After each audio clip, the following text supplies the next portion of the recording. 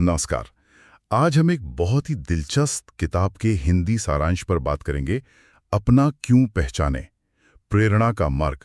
ये साइमन सिनेक के मशहूर आइडिया स्टार्ट विथ व्हाई पर आधारित है। हाँ, नमस्कार।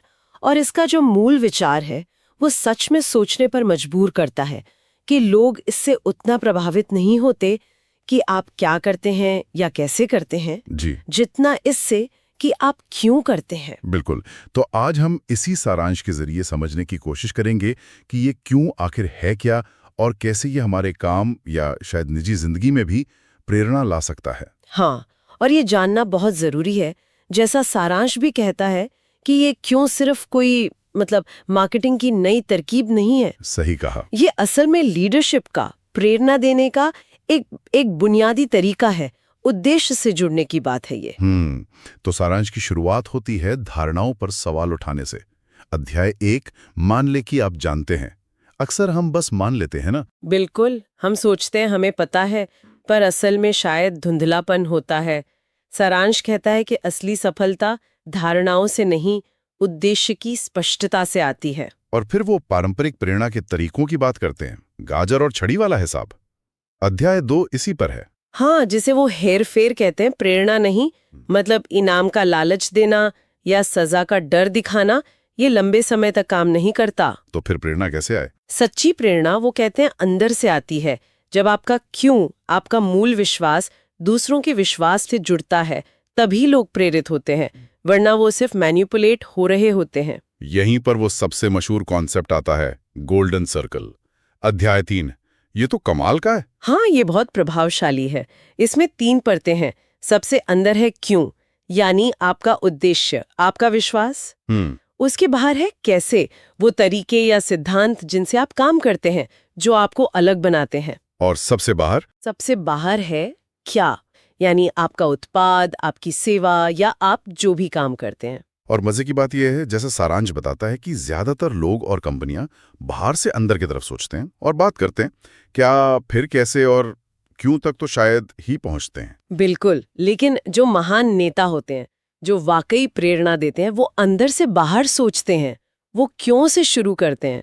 और ये कोई हवाई बात नहीं है, इसका कनेक्शन हमारे दिमाग से है। अच्छा, कैसे? ये अध्याय 4 में है शायद। यह राय नहीं, जीव विज्ञान है। हाँ। हमारा जो लिम्बिक ब्रेन है, जो भावनाओं, व्यवहार और निर्णय लेने को कंट्रोल करता है, वो भाषा नहीं समझता, वो क्यों से जुड़ता है भावनाओं और विश्वास से। और जो नियोकॉर्टेक्स है, सोचने वाला हिस्सा, हाँ, वो तर्क, विश्लेषण और भाषा को संभालता है, वो क्या समझता है। लेकिन फैसले अक्सर लिम्बिक ब्रेन से होते हैं, भावनाओं से। इसीलिए लोग आपके क्यों से जुड़ते हैं। वो खरीदते हैं कि आप कुछ क्यों करते हैं, ना कि सिर्फ क्या करते हैं। तो क्यों की स्पष्टता सबसे जरूरी हुई, लेकिन इसे बनाए रखना भी तो अहम होगा। अध्याय 5 में शायद इसी की बात है, स्पष्टता, अनुशासन और निरंतरता। बिल्कुल, लीडरशिप के लिए ये 3 स्तंभ हैं। पहला, अपने क्यों को लेकर एकदम स्पष्ट होना। दूसरा, अपने कैसे यानी सिद्धांतों और प्रक्रियाओं में अनुशासन रखना। और तीसरा, अपने क्या यानी जो भी आप करते हैं उसमें निरंतरता बनाए रखना। जब ये तीनों चीजें मिलती हैं, तभी विश्वास पैदा होता है। विश्वास, हाँ, ये बहुत जरूरी है। अध्याय 6, विश्वास का उदय। जब क्यों साफ होता है तो लोग भरोसा करते हैं, और यही भरोसा फिर निष्ठा में बदलता है। चाहे वो ग्राहक हो या कर्मचारी, वो आपके साथ इसलिए जुड़ते हैं क्योंकि वो आपके विश्वासों में विश्वास करते हैं। और ये प्रेरणा फैलती कैसे है? क्या इसका कोई पैटर्न है? अध्याय 7 में टिपिंग पॉइंट की बात है। हाँ, एक ऐसा मोड़ आता है जब कोई विचार या आंदोलन तेजी से फैलता है। राइट बंधुओं का उदाहरण दिया गया है। उनका जुनून उनके क्यों से था, उड़ने के सपने से। जबकि उनके जो प्रतिद्वंदी थे, लैंगली, हाँ, सैमुअल लैंगली, वो ज्यादातर नतीजों, प्रसिद्धि क्या के पीछे थे। उन्हें सरकारी फंडिंग भी मिली थी, संसाधन ज्यादा थे। लेकिन जीत राइट बंधुओं की हुई। इतिहास ने उन्हें याद रखा। बिल्कुल, क्योंकि उनका क्यों मजबूत था।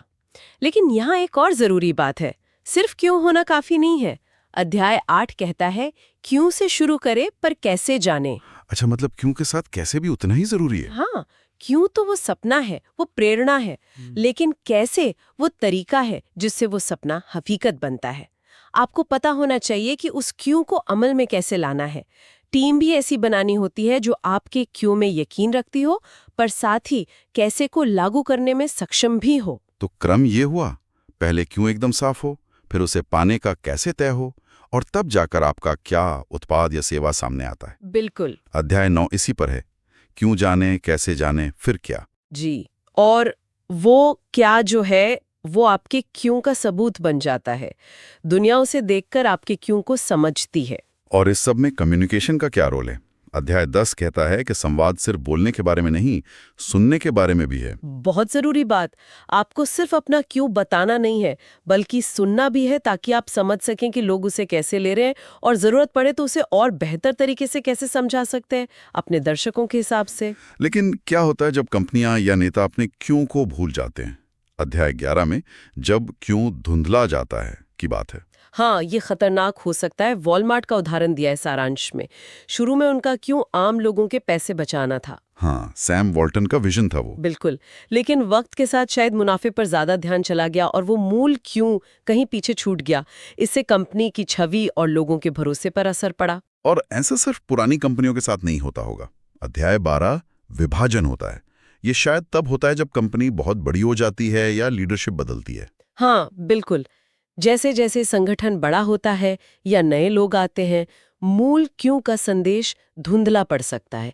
इसीलिए इसे लगातार दोहराना, इसे जीना और हर फैसले में इसे सामने रखना बहुत जरूरी है। ये कोई एक बार करने वाला काम नहीं है। तो इस पूरी बातचीत का सार निकालें तो क्या कहेंगे। मेरे लिए तो सबसे बड़ी बात यही निकल कर आ रही है कि महान लीडर या संगठन प्रेरित करते हैं, हेरफेर नहीं करते। सही कहा। और प्रेरणा का जो असली स्रोत है वो है उद्देश्य की स्पष्टता, आपका क्यों। हाँ, लोग आपके प्रोडक्ट या सर्विस से पहले आपके विजन से, आपके उद्देश्य से जुड़ते हैं।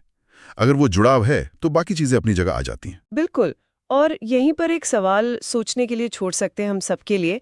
जब आप अपना क्यों पहचान लेते हैं, उसे स्पष्ट कर लेते हैं, तो फिर ये कितना जरूरी हो जाता है कि बदलती दुनिया या बदलते बाजार के साथ या संगठन के अपने विकास के साथ उस क्यों को कैसे अनुकूलित किया जाए। मतलब उसे प्रासंगिक कैसे बनाए रखें। हाँ, बिना उसके मूल सार को खोए।